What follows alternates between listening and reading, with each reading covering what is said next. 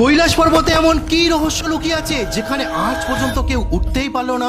বন্ধুরা, 1999 সালে ডক্টর মুলদাসেব তার সহচারীরা যখন কৈলাস পর্বতে ওঠার চেষ্টা করলেন, তিনি অদ্ভুত সমস্ত দাবি করতে লাগলেন, কিন্তু তিনি উঠতে পারেননি। তিনি যা যা বলেছেন সেটা জানলে অবাক হয়ে যাবেন।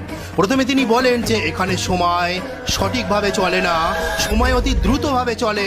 আমাদের 7-8 দিনের মধ্যে নখ বড় বড় হয়ে গেছিল, দাড়ি বড় বড় হয়ে গেছিল। তিনি আরো বলেন যে এই পর্বতের ওপরে কেউ যদি উঠতে চায়, পর্বত নিজেই তার অবস্থান পরিবর্তন করে নেয়। তৃতীয়, তিনি বলেন আমরা যখন উঠতে গেছিলাম তখন কারোর মাথা ঘুরছিল, কারোর মাথা যন্ত্রণা করছিল, শরীরের মধ্যে অস্বাভাবিক আচরণ করছিল, সবার শরীর খারাপ হয়ে গেছিল, ফলে আমরা আর উঠিনি, আমরা সেখান থেকেই নিচে চলে আসি। তিনি আরো দাবি করেন এটা কোনো প্রাকৃতিক ভাবে তৈরি কোনো পর্বত হতে পারে না, এটি একটি অত্যাধুনিক সিভিলাইজেশন দ্বারা তৈরি একটি পিরামিড, যেটা আমরা রামায়ণের উত্তরকাণ্ডে যখন রাবণ কৈলাস পর্বতকে ধারণ করেছিল তখন মহাদেব তার আঙুল দ্বারা সেখানে স্থাপনই করে দিয়েছিল, সেই ঘটনার সাথেও সম্পূর্ণ মিলে যায়। বন্ধুরা, সবচেয়ে অবাক করা বিষয় হলো এই কৈলাস পর্বতের নিচে যে দুটি হ্রদ আছে, একটি হ্রদ হলো মান সরোবর হ্রদ যেখানে মিষ্টি জল পাওয়া যায়, আর এক পাশে যে হ্রদটি আছে রাক্ষসতাল হ্রদ, সেখানে নোনা জলে।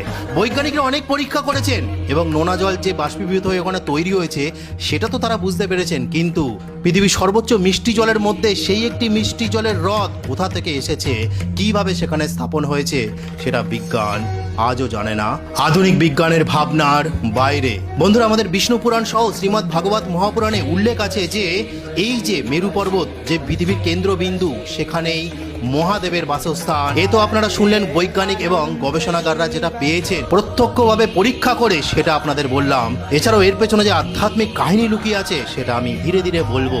এখনো ভেতর থেকে ওম ধ্বনির শব্দ অনেকেই শুনতে পায়, অনেকেই ভগবান শিবের ডামরুর আওয়াজ শুনতে পায়, সেটা পরে আলোচনা হবে। দুটো আজকে বলার ছিল। হর হর মহাদেব, জয় সনাতন ধর্মের জয়।